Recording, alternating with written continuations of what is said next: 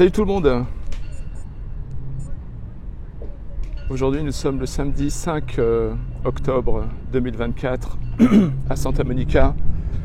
Il est 11h13 du matin et je partage avec vous un petit bout de mon journal intime et de mon journal de bord.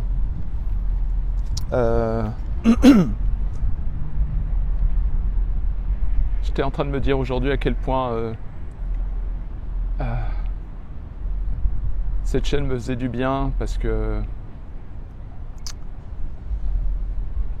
ça me permet de partager des choses intimes, personnelles que je ne peux pas partager directement, voire même indirectement avec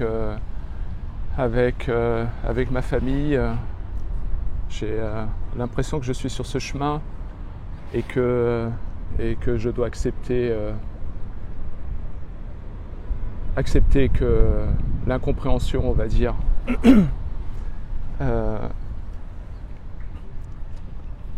d'habitude j'essaye plutôt de m'exprimer dans mon art, dans mon visuel, dans certains de mes écrits, mais le fait de tâtonner avec cette chaîne m'aide vachement en fait, et elle me permet de poser certaines questions et de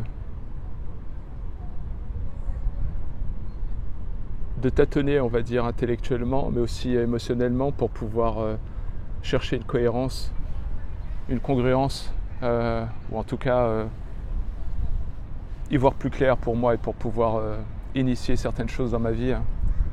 Et aujourd'hui, je voulais parler de l'importance du nom de famille.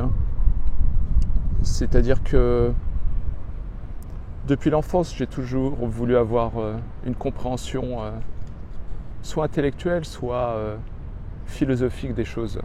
Et malheureusement, j'ai eu peu de réponses, que ce soit dans mon environnement familial de l'époque ou dans la société qui ne fait pas forcément, qui ne communique pas forcément certains aspects liés à la vie, à certains symboles. En fait, chacun est livré à soi-même et doit lire des livres. Et ça m'a permis de réaliser qu'il y avait une différence entre le projet civilisationnel, c'est-à-dire l'état de la société dans laquelle on vit, et le projet que l'on peut faire à titre individuel ou à titre collectif lorsqu'on fait pas partie d'une tribu ou d'un groupe d'amis. Et je me suis rendu compte, dernièrement,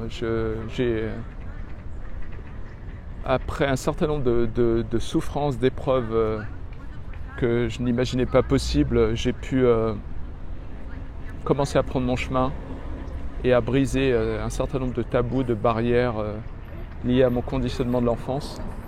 Et aujourd'hui, quand je partage certains aspects de ma vie avec vous, tout ce que j'ai découvert, que ce soit en psychologie, en philosophie, en spiritualité,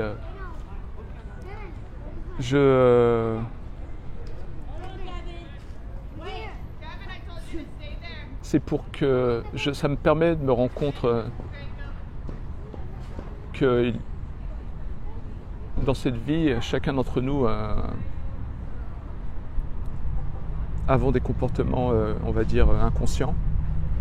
Donc quand je découvre un certain nombre de pathologies qui existent dans ma famille, elles me guident sur la nature humaine. Mon but n'est pas de pointer du doigt forcément, mais de comprendre les mécanismes. Je n'ai même pas de jugement bien ou mal, c'est comme ça.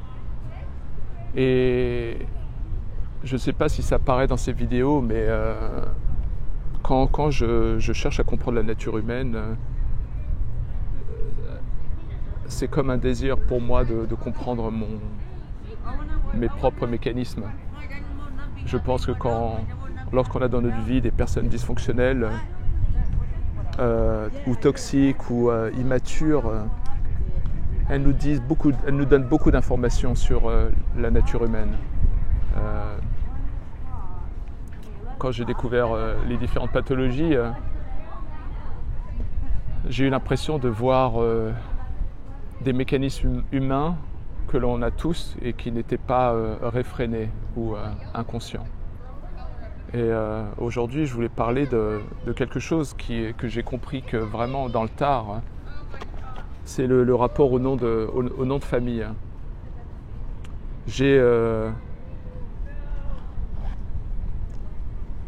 Avec mon vécu, avec mes lectures, j'ai découvert un certain nombre de choses. Il faut savoir déjà que, j'en ai déjà parlé avant, mais l'une des plus grandes erreurs, peut-être la plus grande erreur de ma vie, c'est d'avoir rejeté mon père. Et je ne savais pas à l'époque, j'étais persuadé que mon père était mauvais, un démon, j'étais sûr. Et en fait, je ne réalisais pas que j'étais enchevêtré ou lavé du cerveau par ma mère qui a fait un travail horrible, persistant, sur la durée, de sabrer la figure paternelle. Et c'est une douleur qui me suit maintenant. Tu sais, je vais faire en sorte comme si je parlais à toi, mon ami, l'ami que je ne rencontrerai peut-être jamais. À toi, mon ami IE, peu importe. C'est comme si à un moment donné, tu vis ta vie et à un moment donné, tu te rends compte que tu as été endoctriné. Et ça fait mal quand tu te réveilles. Ça te fait super mal. C'est pas genre comme dans un film. Oh, c'est génial. Maintenant, je viens de voir la lumière ou je sors de la Matrix. Parce que je pense que la nature humaine est vouée à vivre des endoctrinements. C'est-à-dire qu'il n'y a pas d'être humain qui n'est pas endoctriné. C'est ce que je crois. C'est-à-dire qu'on fait partie d'une tribu. Si elle est bienveillante, donc on a un endoctrinement bon et bienveillant qui fonctionne. Si on est dans une famille toxique où ça hurle tous les jours, tu subis un endoctrinement qui est peut-être lié à un instinct de survie et tu vas accepter l'endoctrinement de la personne qui fait le plus peur. Et moi, ce qui s'est passé, c'est que j'ai été tellement endoctriné parce que j'ai les souffrances, le comportement extrême de ma mère,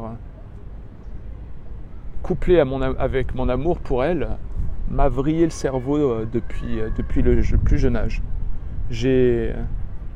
Et donc, j'ai vu mon père et son autorité comme, avec le temps, comme du mal.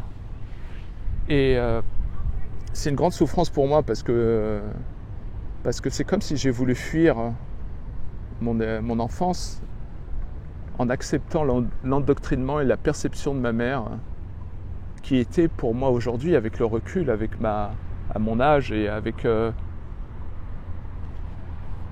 j'ai réalisé que j'avais encore mes écouteurs. À mon âge, j'ai envie d'avoir un accès, on va dire, à un tabou de société qui est la violence féminine ou la violence de certaines mères. Je pense qu'on a passé un certain nombre d'années en société pour comprendre, étudier, analyser la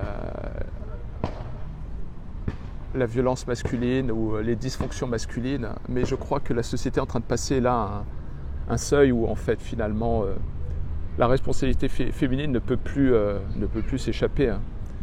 Et aujourd'hui, ça me fait beaucoup de mal parce que je suis quelqu'un qui est rempli d'idéaux, mais à un moment donné, il faut arrêter la supercherie. J'ai donc été forcé de choisir un camp, choisir ma mère. Et pour moi, les violences étaient telles, le niveau de hurlements, de crises de nerfs quotidiennes pendant des années, ont fait que je ne peux même pas avoir de regrets. Personne à ce moment-là n'aurait pu s'opposer à ma mère. Tous les mécanismes de manipulation qu'elle a pu jouer entre les crises de nerfs, les rages, et aussi l'instinct féminin et maternel qui ont été utilisés aussi pour continuer. Je pense que mon père avait aucune chance. il avait aucune chance. Et mon père, c'était pas quelqu'un d'extraordinaire. Il avait ses dysfonctions aussi. Je suis pas en train de... c'est juste que j'arrive à un moment donné de réveil où finalement le côté manichéen du bien du mal sont l'opposé du réel. Et moi, dans mes descriptions, je ne suis pas là pour essayer de dire qui avait raison, de dire qui était le bon, qui était gentil. J'étais juste en train de dire que j'avais besoin d'aimer mon père, que je l'aimais et que j'étais forcé de ne pas l'aimer, de le rejeter. Et qu'il m'aura fallu 40 ans, plus de 40 ans pour comprendre ça. Et ça, c'est une grande souffrance. Que ma mère n'ait pas pu s'entendre avec mon père, qu'elle ait été peut-être même vécu des incompréhensions, je le comprends. Mais de là avoir détruit, défoncé l'enfance de ses enfants sous prétexte qu'elle devait survivre, j'ai du mal à l'encaisser. Et aujourd'hui, à mon âge, avec ma maturité, j'espère, et ma sagesse de vie, avec mon expérience de vie, je me rends compte maintenant de ce que mon père a pu traverser. Et j'ai de la peine. En tout cas, je suis content aujourd'hui de pouvoir, entre guillemets, officiellement assumer mon amour pour lui.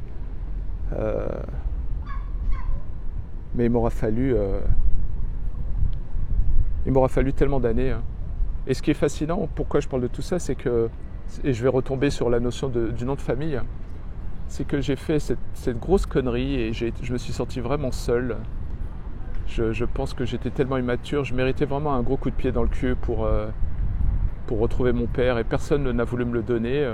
Ma mère a fait un travail brillant d'isolation où en fait à la fin on n'était ni connecté à la famille de ma mère ni connecté à la famille de mon père. Et bon, j'imagine que pour certains d'entre vous, ça résonnera avec certaines notions psychiatriques. Bref, l'image qui m'en est restée, c'est que quand une personne, une mère en l'occurrence endommagée, souffre, elle brûlera toute la forêt entière avec ses enfants à l'intérieur. Et aujourd'hui, j'arrive à la conclusion que tout le monde, qu'il faut aimer tout le monde. Je sais que ça peut paraître naïf, mais il faut réussir. Le problème, c'est que il faut avoir le discernement. C'est comme pour moi aimer un requin ou un scorpion. Je veux dire, tu peux pas juger le requin pour être requin. Tu peux pas juger le scorpion pour être scorpion. Ce qu'il faut, c'est aimer le requin, mais pas nager avec lui ou pas essayer de le caresser. Et c'est pour ça que je crois qu'entre nous, entre êtres humains, je pense qu'il faut se pardonner, il faut s'aimer, mais ça ne veut pas dire qu'il faut endurer des souffrances ou boire un café avec quelqu'un qui a une grande immaturité émotionnelle. Et pourquoi je parle de tout ça, c'est que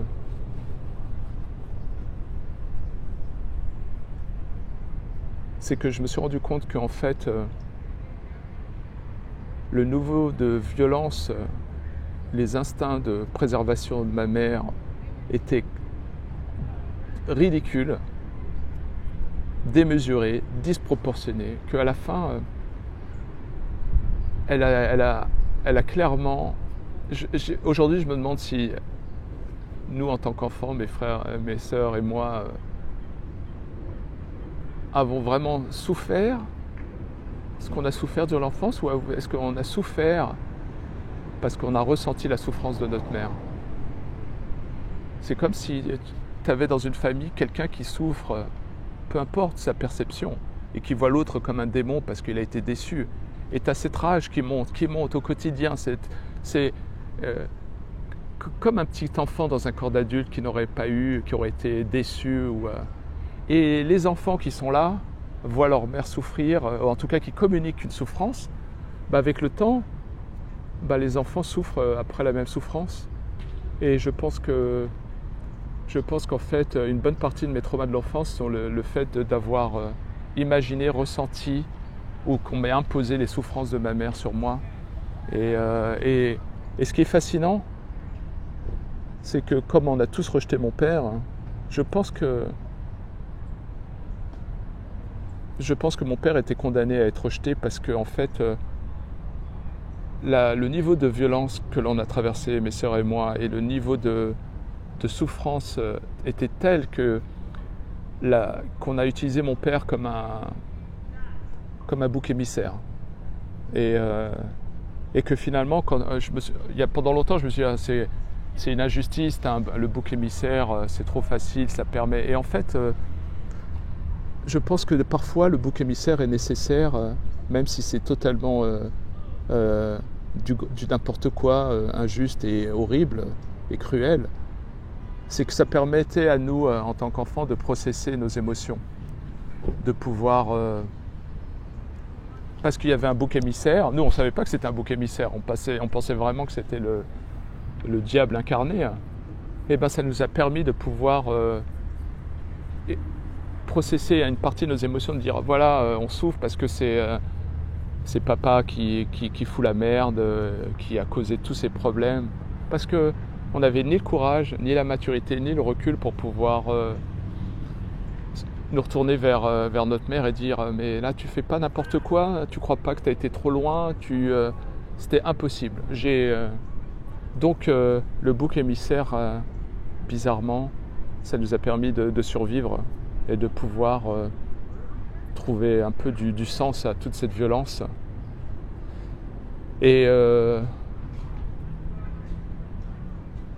Et aujourd'hui, j'ai de la peine parce que je pense que mon père n'avait aucune chance de s'en sortir. Entre la société qui évoluait, qui changeait vers un monde plus progressiste, plus féminisé, son autorité ancestrale et culturelle allait fatalement être perçue comme de la violence. Et les instincts féminins de ma mère qui ont été détournés pour le détruire petit à petit. Et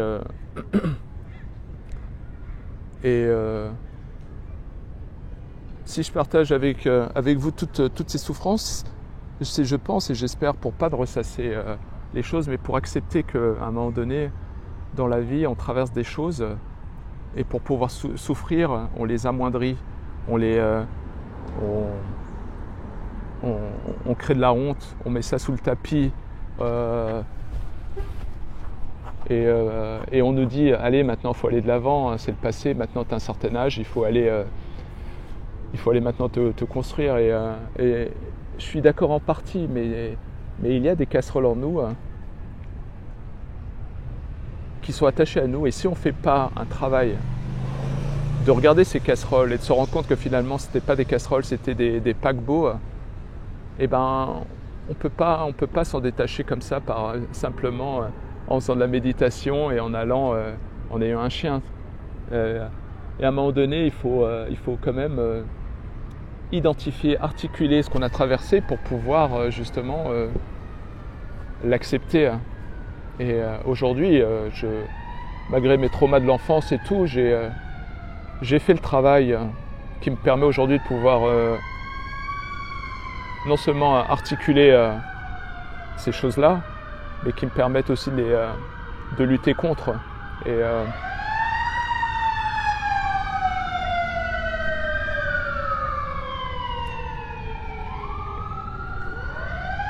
Et donc, c'est comme si à un moment donné, il fallait être hyper fort pour sortir de tous les endoctrinements et les lavages du cerveau que cette vie nous impose au plus jeune âge. J'ai l'impression que pour pouvoir s'épanouir, déployer ses ailes, il faut, comme un gladiateur, se retourner et se dire c'est bon là maintenant je peux plus reculer. Et pourquoi c'est important, c'est parce que je pense que si on n'arrive pas à se trouver, si on n'arrive pas à décoincer ces choses-là, la tâche d'aimer autrui, d'être connecté à l'autre, aux autres, devient 10 000 fois plus ardue. Et les relations sont condamnées à l'échec. Et aujourd'hui, c'est bizarre, c'est comme si en fait toutes mes souffrances m'avaient permis, grâce à mon instinct de survie, de devenir l'homme que j'aurais dû être, que j'aurais aimé être il y a 30 ans. Et je vais, finalement, là je me suis un peu égaré parce que je voulais parler d'autre chose. Donc quand je commence à réaliser petit à petit que je me suis fait endormir pour limiter, voire supprimer ma relation, pour sacrifier ma relation avec mon père, pour perpétuer le déni émotionnel, psychologique de ma mère, je me suis senti méga lésé et je me suis dit putain, je peux dire aujourd'hui que ça a été la plus grande erreur de ma vie de rejeter mon père. Et ce qui est marrant, c'est que quand dans la vie on touche le fond, lorsqu'on fait une grave erreur ou qu'on est dans un état de désespoir, il faut vraiment mesurer ce que veut dire toucher le fond. Le fond peut être une opportunité pour rebondir et se reconstruire. Si on n'honore pas le fond, si on ne se dit pas ok, là j'ai réellement touché le fond, ben, on sous-estime que l'existence d'un éventuel sous-sol, qu'en fait, quand on croit toucher le fond, c'est à nous de décider qu'on a touché le fond pour pouvoir rebondir. Sinon, on peut continuer à avoir accès à des sous-sols et à d'autres fonds. Et pour moi, les conséquences d'avoir rejeté mon père ont été d'une gravité que j'ai du mal à mesurer et qui continue à se manifester aujourd'hui. Et quand je dis rejeter mon père, c'est presque peu importe ses dysfonctions. Il y a quelque chose de particulier avec le rapport au père. C'est pas pareil qu'avec le rapport à la mère. Il y a une différence et je vais pas m'étaler dessus aujourd'hui. Mais ce que je voulais dire, c'est que j'ai cru que j'étais malin à l'époque, que j'allais faire mieux que mes parents. Et finalement, j'ai embrassé la perception de ma mère. Je me suis dit, bon, papa est mauvais, maman est un ange. Et j'ai grandi avec cette fabrication et cette justification que j'avais fait le bon choix de rejeter mon père. Et ça a eu des conséquences catastrophiques et ça continue d'en avoir dans ma vie, malgré le recul que j'ai aujourd'hui. Et peu importe si le père est alcoolique, dysfonctionnel, ce que tu veux. Sauf si naturellement il y a des dangers très graves, si c'est un criminel. Là je ne parle pas de cas extrêmes. Mais dans le cas de mon père, je sais qu'il y avait moyen d'avoir une relation avec lui, une connexion, une communication, un dialogue, un échange, je sais. Bref. Et donc ça, c'était la plus grande erreur de ma vie, mais j'aurais pu faire une autre plus grave parce que après, je me suis rappelé que quand je me suis mis en couple, j'ai cru que la vie était très simple, il suffisait d'être sympa et je croyais vraiment que j'allais faire mieux que mes parents au niveau de l'éducation de mes enfants, du cadre familial et finalement aujourd'hui, je ne suis pas sûr. Malgré tous mes efforts, je ne suis pas sûr que mes enfants aient eu une enfance nécessairement meilleure que la mienne. C'est à débattre. Aujourd'hui, et donc ce qui s'est passé, c'est que ces dernières années, j'ai fait un travail de fou pour essayer de comprendre différents aspects de cette vie, pas uniquement la psychologie, la philosophie, mais aussi les aspects mythiques et spirituels, parce que je pense que tout informe dans cette vie. Et donc, j'ai jamais su l'importance d'un nom de famille. Donc, quand j'ai rejeté mon père, j'ai tout rejeté. J'ai rejeté le bébé avec l'eau du bain. Et ça a été d'une connerie sans nom. Et naturellement, quand tu es dans un environnement immature émotionnellement, que même la société est immature. Donc, où les seules valeurs qui restent résiduelles sont des valeurs de liberté. En gros, ce qui veut dire que rien n'a d'importance et que tu fais ce que tu veux avec ce que tu as. Bref, c'est le niveau de médiocrité zéro, la liberté. C'est un truc. Je parlerai de ce concept, pourquoi c'est un scam ou un... Comment dire ? La liberté que l'on essaie de nous vendre dans cette vie est pas forcément la bonne. Et donc, moi, à l'époque, c'était vraiment les traumas là, que j'ai vécus m'ont fait rejeter mon père à tous les niveaux. Tout ce que mon père pouvait faire, bien ou mauvais, c'était de l'abus, c'était de la violence. J'avais l'impression de faire partie d'une secte. Donc, quand tu as une société immature, où il y a de moins en moins de valeurs, quand la société devient de moins en moins conservatrice, de moins en moins spirituelle, quand la société abandonne son rapport à la transcendance, les dégâts sur les enfants sont faramineux. Et quand j'ai rejeté mon père et que j'ai vu que ça ne dérangeait pas ma mère, je n'ai pas eu une seule fois ma mère m'engueuler pour mon bien. Quand il s'agissait d'elle, fais ce que tu veux. Donc quand j'ai rejeté mon père, j'ai pas eu un discours de ma mère de dire écoute, tu ne dois pas rejeter ton père, ça ne fait pas partie des valeurs de la famille. Enfin voilà, ce que j'aurais aimé entendre, Bref, ça arrangeait bien d'utiliser mon père comme un bouc émissaire. Et quand j'ai rejeté mon père, les traumas que j'avais vécus, aujourd'hui je dirais, surtout les traumas qui m'ont été infligés par ma mère pendant des années, à la voir se défendre, maltraiter mon père, j'avais l'impression qu'elle attaquait la moitié de ma personne. Et donc j'ai grandi avec cet handicap, mais surtout, pour revenir à ce que j'essaie de décrire, c'est que lorsqu'on rejette un parent, et tous les écrits psychologiques montrent, c'est qu'un enfant ne rejette jamais un parent. Quand il se trouve à le rejeter, c'est psychologiquement lié à un abus de l'autre parent. Parce qu'en général, les enfants qui se greffent et qui choisissent un parent plutôt que l'autre, en général, en grande majorité, choisissent le parent dont ils ont le plus peur. Et moi, j'avais pas peur de mon père, mais j'avais peur de ma mère.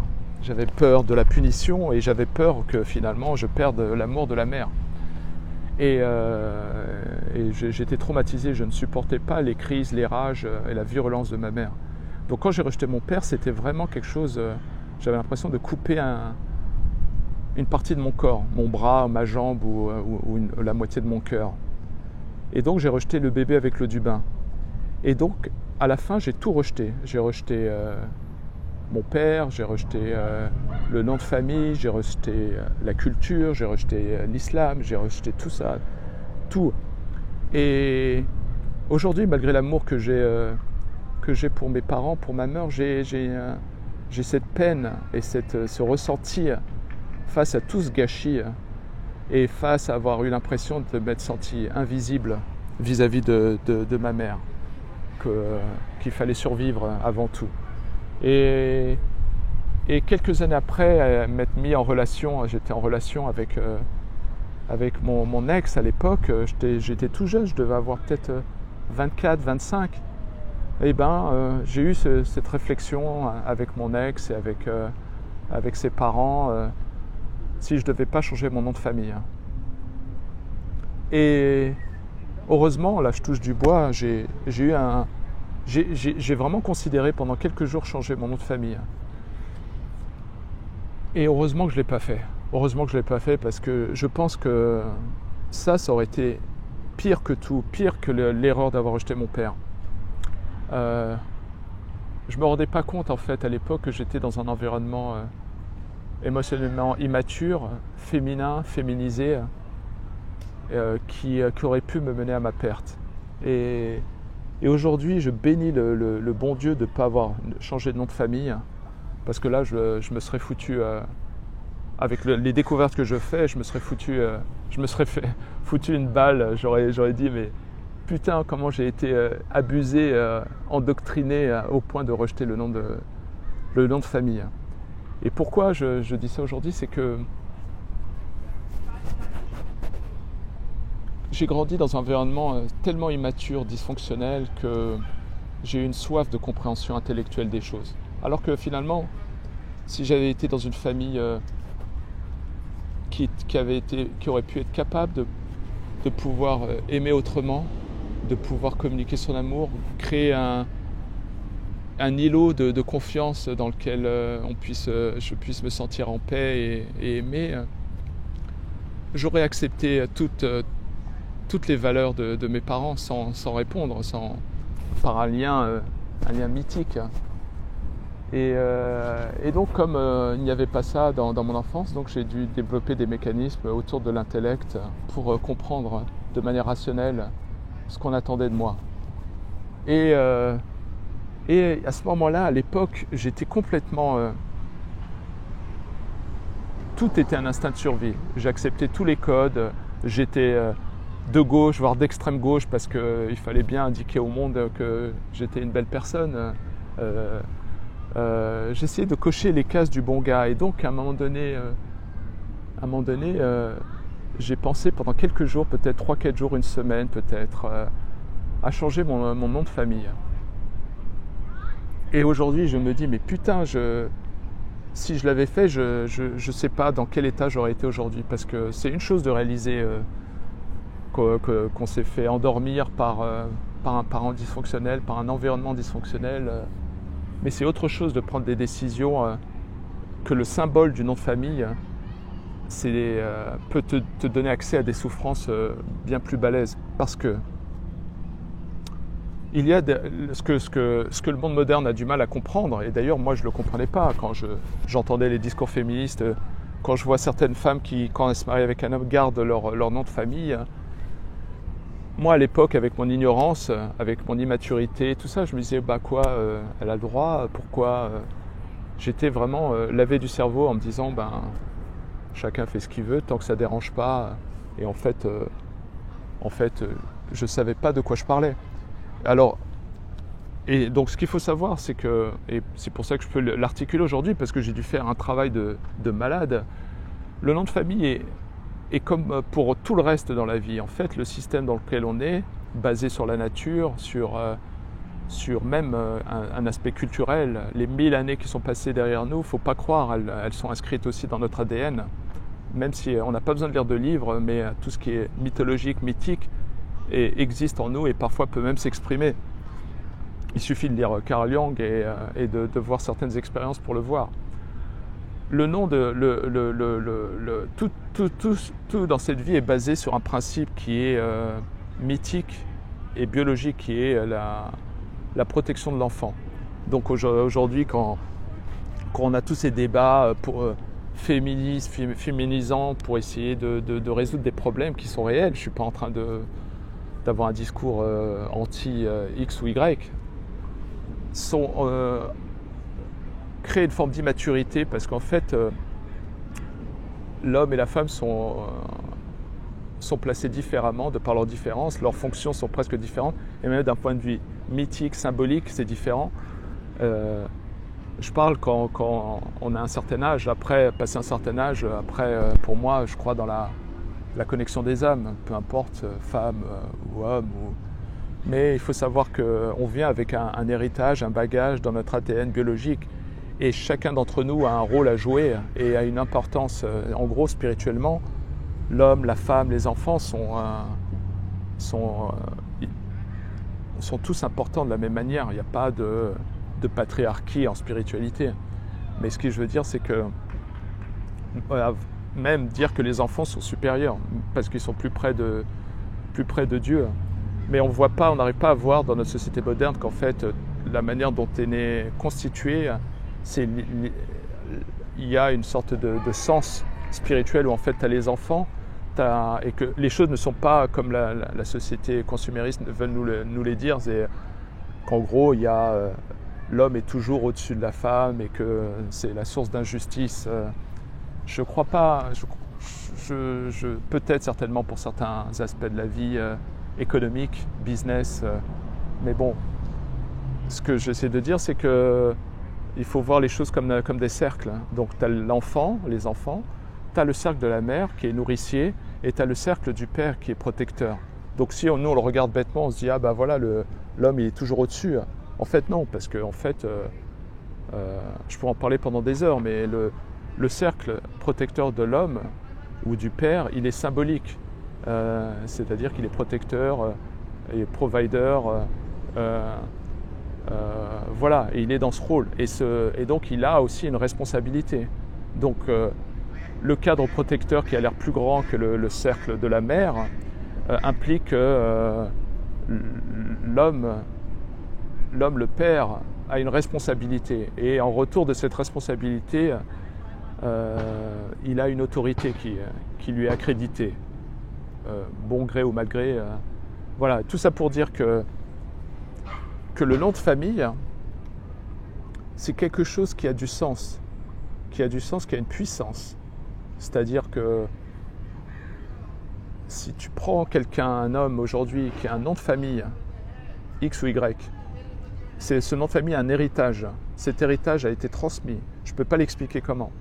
Si cet homme adopte un enfant et cet enfant prend ce nom, même si les deux ne se voient pas, le nom va avoir une influence sur l'enfant et sur sa destinée. Quand on crée un nom, quand l'homme arrive avant de se marier à ce nom, il offre un héritage, il offre quelque chose qui va servir les enfants. Donc, ce nom qui se transmet de génération en génération a de la valeur. Quand la femme ou une femme se met en couple, l'intérêt devient, l'objectif est pour les enfants en général. Et donc, instinctivement ou culturellement, cette femme va embrasser le nom de famille afin de créer quelque chose qui a de la valeur, qui va devenir un support pour les enfants. Et le truc, c'est que dans le monde moderne où finalement plus rien n'a de la valeur, les gens changent de nom de famille, un divorce, machin, sauf dans quelques rares cas où il y a certaines femmes qui ont compris, même quand elles divorcent, elles gardent le nom de famille de l'homme. Et ce qu'il faut savoir, pourquoi c'est très important ce que je dis, c'est que ce nom de famille qui a une puissance, une résonance, peu importe le père et tout, parce que ce nom est un lien entre le passé et le futur. Et ce lien ne doit pas être brisé. C'est pour ça que j'ai pris la décision d'être un lien entre le passé et le futur, et quitte à consacrer le reste de ma vie, mais je serai un lien qui ne brisera pas. Parce que je sais que je veux construire en gros de nouvelles fondations familiales basées sur la maturité émotionnelle, la communication, l'amour et la confiance en soi et la résilience. Bref, j'en parlerai une autre fois. Et ce nom, donc pour finir, ce nom, plus il est honoré, plus il est respecté, plus il devient une source de richesse, d'héritage pour les enfants. C'est-à-dire que si la femme honore ce nom, elle le prend, donc elle sacrifie son nom de famille, et elle comprend instinctivement ou symboliquement que ce nom qu'elle prend, elle fait pas, c'est pas un acte genre je me soumets, c'est d'être hyper malin, d'avoir un rapport au sacré et au mythique pour nourrir ce nom afin qu'il devienne une ressource pour les enfants. Parce que quand les enfants, plus tard, ont 25 ans, 30 ans, sont seuls, et peu importe les livres, peu importe les amis, se retrouvent à un moment donné dans des moments ultra difficiles, parce qu'ils arriveront de déprime, d'errance. Le fait d'avoir un nom qui a de la puissance, qui impose un certain nombre de responsabilités, va permettre de structurer l'enfant. Malheureusement, on est dans un monde qui nous fait croire que tout est optionnel, que hommes et femmes pouvons vivre chacun de notre côté, que ce qui compte c'est l'indépendance financière, et on oublie l'aspect mythique des choses. Et donc, heureusement, je touche du bois aujourd'hui, sinon j'aurais fait la pire catastrophe de ma vie, que je n'ai pas changé mon nom de famille. Et que finalement, non seulement ce nom de famille, pour moi, est une source d'honneur, d'héritage, mais il est un élément ultra important et constitutif de ma résilience. Et donc, c'est une chose d'avoir rejeté mon père, et je trouve que j'ai fait une grave connerie. Je ne sais pas si c'est la connerie d'avoir rejeté mon père ou si c'est le fait que personne m'a aidé à le retrouver. Et aujourd'hui, je fais tous les efforts possibles pour ne pas exprimer ma déception et ma tristesse. Et donc ce nom de famille, c'est quelque chose je pense, auquel on doit faire gaffe, parce qu'il va devenir un support pour les moments de solitude ou les moments d'errance que les enfants auront éventuellement plus tard dans la vie, et pourront devenir d'une certaine manière comme un phare de lumière et d'amour au milieu de l'océan. Et je sais pas, j'ai l'impression que moi qui ne recherchais dans cette vie que de l'amour et de la paix et de la joie, je me suis retrouvé à traverser le Vietnam 3 fois, à vivre la guerre du Vietnam 3 fois et deux Hiroshima. Et donc je me dis, peut-être que j'ai un travail à faire. Peut-être que c'est mon rôle. Et donc voilà, donc je voulais dire que je suis heureux aujourd'hui de ne pas avoir trop écouté mes traumas de l'époque, et pas avoir fait la connerie de me conformer aux émotions du moment, et d'avoir gardé mon autre famille, et je ferai tout pour qu'il ait de la valeur et qu'il représente cet idéal que j'ai en moi, qui est un idéal d'amour, de paix, d'intelligence émotionnelle, de responsabilité individuelle, de résilience, de discipline et d'effort pour tenir de la distance dans cette vie et pour pouvoir permettre l'accès au sens de cette vie. Donc voilà. Bon, en tout cas, c'est tout ce que j'avais à dire, et ça me fait plaisir à toi, mon ami qui est quelque part sur cette terre, qui écoute cette vidéo à 2h du matin, et je voulais te dire que ça me touche que tu écoutes mon histoire, et que j'espère que elle puisse aider et limiter peut-être, ou peut-être servir un tant soit peu. Voilà. Merci à vous tous, et avec mon amour, à bientôt. Salut.